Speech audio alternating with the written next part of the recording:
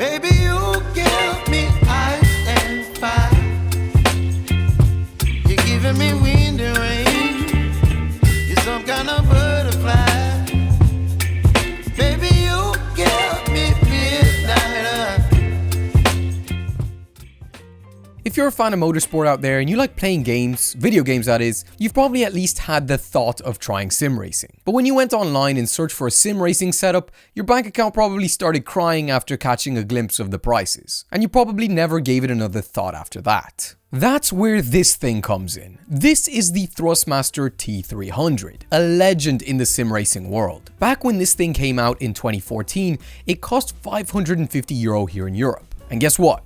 That's the exact same price Thrustmaster sell it for today. Let me just get something straight. Do not buy this thing for that price in this day and age. This video is made with the second-hand market in mind, where you can find some pretty great deals. So stick to that unless you can find one for €250 to €300 brand new, which I highly doubt. Anyway, let's talk about the thing. So in the sim racing world, there are 3 levels to force feedback wheels and 4 levels to all racing wheels. At the very top, we have direct drive wheels. Basically, wheels where the steering shaft is directly connected to the servo motor, which allows for the best fidelity force feedback. These wheels can be stupidly powerful. Some can output 20 Newton meters of torque, which is enough to rip your arms off. They also tend to be stupid expensive. These are exactly the kind of things that make your wallet cry, and if you're not an absolute hardcore sim racer who treats this hobby like a job, I honestly would suggest that you stay away from these wheels because of the price. There are cheaper, smaller form factor direct drive wheels nowadays like the Mota R5 and the Fanatec CSL DD that sell for in around €400 to €500 for the bundle, but they're not as good of a deal as they initially look like.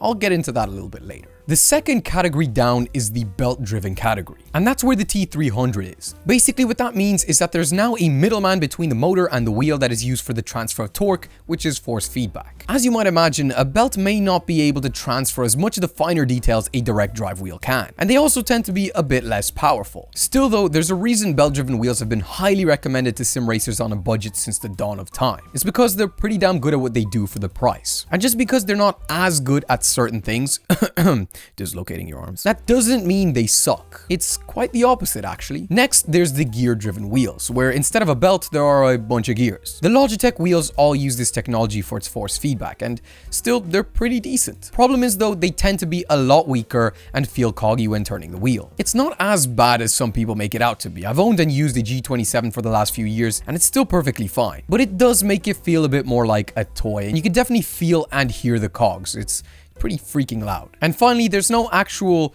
official name for this category, but I like to call it the doo-doo category. Essentially, any wheel without force feedback, it falls into the doo-doo category. Yeah, they can be a fun replacement for a controller on something like Forza Horizon, but nothing more than that. So if that's not what you want, don't buy a doo-doo wheel. Right, so we've established that the T300 is a belt-driven wheel, and more importantly, not a doo-doo wheel. And so we'll get into what the force feedback is like in a sec. But first, let's just look at it. I like to do this with any piece of tech I get my hands on. Looks matter, especially when it comes to sim racing. You see, partly why a lot of the wheels out there, like the new Turtle Beach direct drive wheel for example, are clowned on is because of the fact that they look like a toy. It breaks all the immersion when you're halfway through a flying lap, you shift your eyes down slightly and you see a my first driving playset. So I'm happy to say that the T300 doesn't do that. The base itself is pretty sturdy. It is made of plastic, but it's not light. It has some heft to it, which makes it feel nice and premium. A beautiful thing about the T300 is that it adds to the immersion by having the ability to swap wheel rims. I own 2 rims, not because I bought them separately, but because I found a good deal online that I low-key bought for this reason. I got the Ferrari GTE wheel. It's very similar to the standard Gran Turismo wheel rim that comes with the T300, but it looks cooler. The shifters have a really nice feel to them. No magnetic paddle shifters. Would have been cool, but whatever. The wheel is made up of metal, which makes it feel hefty and premium, just like the base, only the base is made of plastic, so another whatever I just said makes sense. But anyway, let's continue. The only drawback is the rubber grips on the rim. It's fine, but after a long session, it's definitely not as comfy as something like the leather on the Logitech G27. My other wheel is the Thrustmaster F1 add-on wheel, which brand new sold for €200. And straight up, I'll tell you,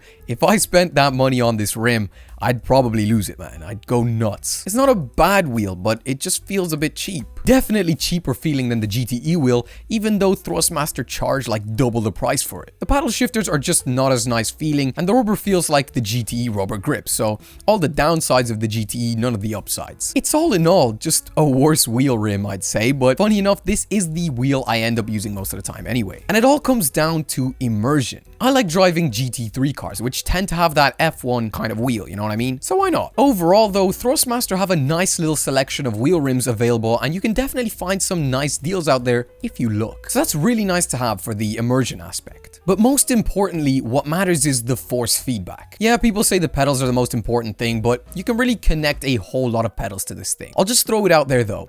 If you do look for one of these online, make sure you buy a set with anything but the standard Thrustmaster 2 pedal set. They abso-freaking-lutely suck. No joke, they're virtually the same pedals that come with the Thrustmaster T80, a doo-doo tier wheel. So avoid those pedals like the freaking plague and look for the T3PM or T3PA pedals instead. I myself wasn't a big fan of the T3PA pedals my T300 came with. There was a bit of a dead zone on the brake pedal. I can't live with that, so I just use the standard Logitech pedals from my G27 with the T300 now because I just prefer the way they feel. And there's no dead zone. But back to the force feedback. The T300 force feedback honestly shocked me moving from the G27. It's so buttery smooth, it felt like night and day. I can feel a lot more in terms of traction, you know, understeer, oversteer, weight distribution. It's honestly as if I went from 480p force feedback to 1080p. You know, that jump in video quality equivalent is what I can best describe this as. The G27 told me what was going on with the car like a lazy teacher to her class that she doesn't really like. It just works, and if you apply yourself, you can learn to work with it even better and just get good. The T300, on the other hand, feels like that cool teacher who, while isn't a university professor, makes understanding much easier and a whole lot more fun. Yeah, I'm not very good at metaphors. Like I said, I can really feel the car. I found myself catching slides a lot quicker now, and every little detail just feels more real. The torque speed is so much quicker compared to the G27, so any feedback given just feels instantaneous when comparing the two, and makes this wheel a lot more suitable for something like drifting, if that's your cup of tea. There's none of that cogginess you feel on the G27, and it's a lot more powerful in terms of torque output, to the point that you can actually feel a bit fatigued after a race. For me, I don't see the benefit for a more powerful wheel from here on out. I personally want to set fast lap times and not put in an arm workout on shoulder day. There isn't much of an extra benefit from more torque, and since I would say this is enough for most people, it's really now just a matter of preference. I've never actually used the direct drive wheel, but if I'm honest, I seriously don't see how much more you can gain in terms of fun and lap times over this. The T300 can output around 4 Nm of torque, some sources suggesting even 4.5 Nm. To put that into perspective, the Fanatec CSL DD can do a maximum of 5 Nm with the standard power adapter,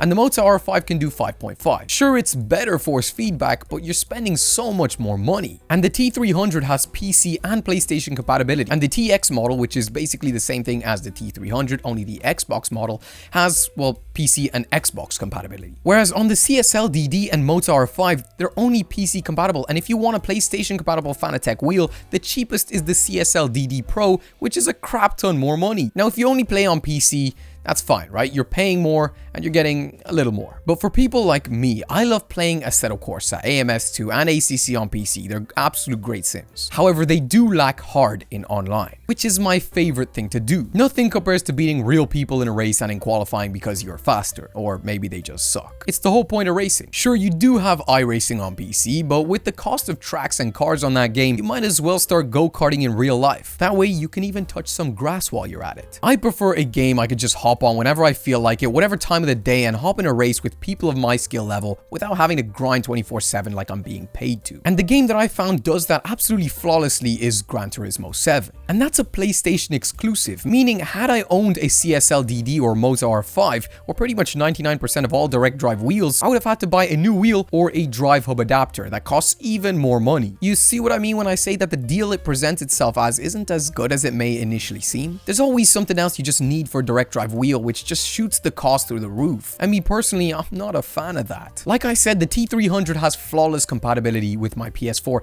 even with my modded G27 pedals, which normally aren't PS4 compatible. So again, bonus points there. I think all in all, the Thrustmaster T300 is still an absolute beast in 2024. I got my bundle for €250 on Facebook Marketplace with the T3PA pedals and 2 rims, which is an insanely good deal. So for that price, I can confidently recommend it. All I'd say is, since you're dealing with secondhand products here, do your part and be careful what you're buying. If you can, make sure you test it before you buy it and, make sure you're not getting scammed by any means necessary. If that means breaking into the person's house to test the wheel, maybe don't do that. But you get my point. Don't freaking get scammed, man. With all that being said, I hope you enjoyed the video. If I missed anything, make sure to let me know down in the comments. Also, be sure to subscribe. Anyway, I hope you do have a great night, day, whatever it is, wherever you may be. And with that, I'll see you next time. Bye-bye. Bro, it sounds terrible. Why does every bye sound bad? Okay, well, freak it. Bye.